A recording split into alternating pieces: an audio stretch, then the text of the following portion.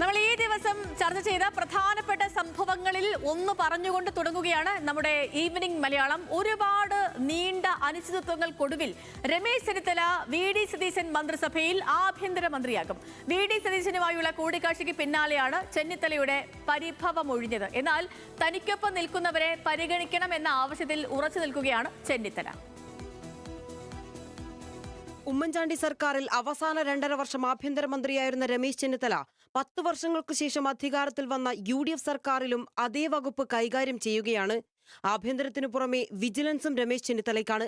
മുഖ്യമന്ത്രിയായി വി.ഡി. സതീശനെ നിയമിച്ചുള്ള ഹൈക്കമാൻഡ് പ്രഖ്യാപനത്തിൽ നീരസത്തിലായിരുന്നു ചെന്നിത്തല.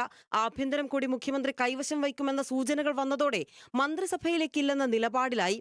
മുഖ്യമന്ത്രി സ്ഥാനത്തേക്ക് വി.ഡി. സതീശനൊപ്പമായിരുന്നെങ്കിൽ ചെന്നിത്തല മന്ത്രിസഭയിൽ വേണമെന്നായിരുന്നു ഘടകകക്ഷികളുടെ താൽപര്യം. ഹൈക്കമാൻഡും ഇതേ നിലപാടിൽ ഉറച്ചുനിന്നു.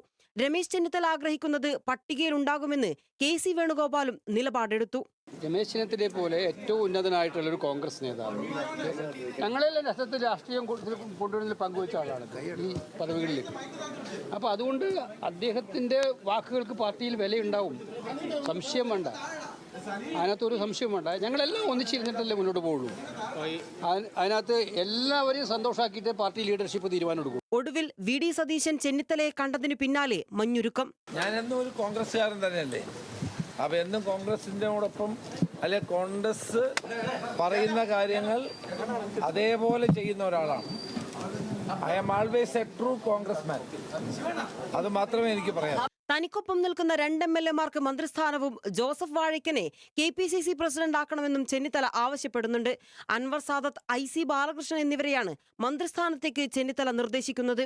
ഈ കാര്യത്തിലും അനുകൂല തീരുമാനമുണ്ടാകുമെന്ന നിലപാടിലാണ് Chennithala camp. News desk, news Malayalam.